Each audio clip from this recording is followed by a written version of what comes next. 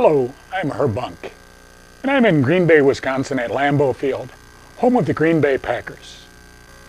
Most of us have a hard time understanding how much our politicians are talking about when they start throwing around that trillion number.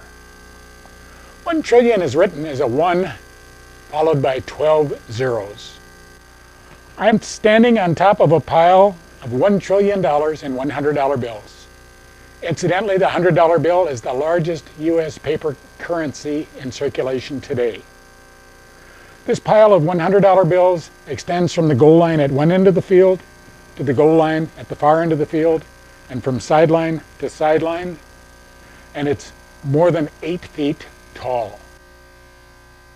It weighs 11,000 tons, and it took more than 478 semi-truckloads to haul this money into Lambeau Field. This shows the physical size of $1 trillion, but when spending trillions, our politicians don't deal with cash. They are more interested in the spending power of the money. The average price of a new home in the United States today is about $270,000. At that price, $1 trillion would buy 3,703,704 new homes. The average price of a new car in the United States today is about $30,000.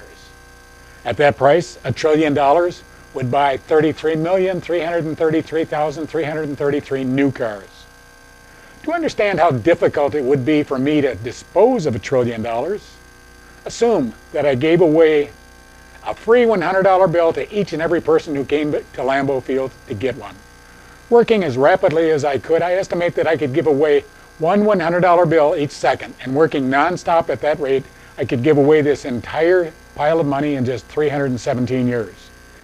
If I wanted to spend $1 trillion and managed to spend $1 million a day non-stop each and every day, I'd be able to spend $1 trillion in slightly over 2,738 years. Our government is much more efficient than that at spending the money. They go through $1 trillion every 99 days, of which they will have borrowed $400 billion, which is added to our deficit.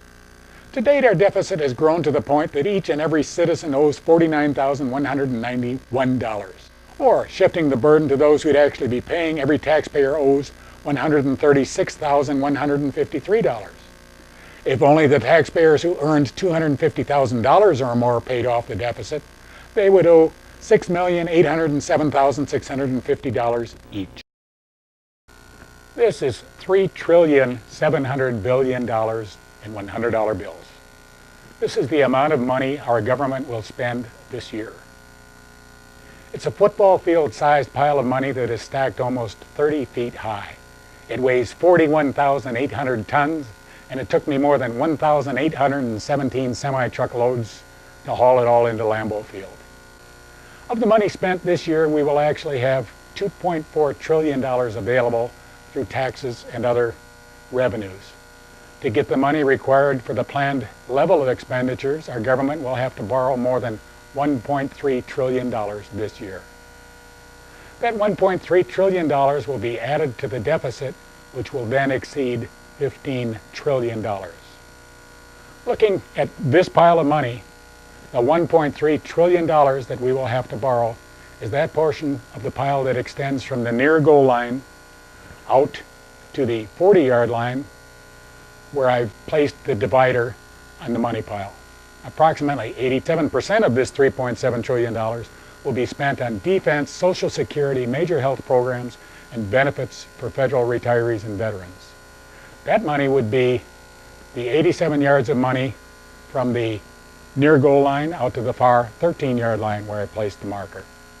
The remaining 13 yards of cash from the far 13-yard line to the far goal line will be spent on scientific and medical research, transportation infrastructure, education, foreign aid, and other expenses.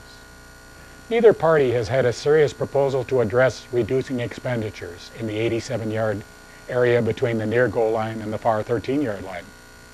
The actual budget proposals by which spending could be curtailed merely kick the can down the road and count on reducing expenditures over a period of 10 or more years. The most we can realistically expect as cuts in government spending this year is approximately $40 billion, which would decrease the overall length of this pile of money by approximately 1 yard. If we continue on the course that the President and Congress have set for us, the sheer weight of our debt will cause our economy to fall like a house of cards, and we will face the same fate as Greece. Thank you for your time.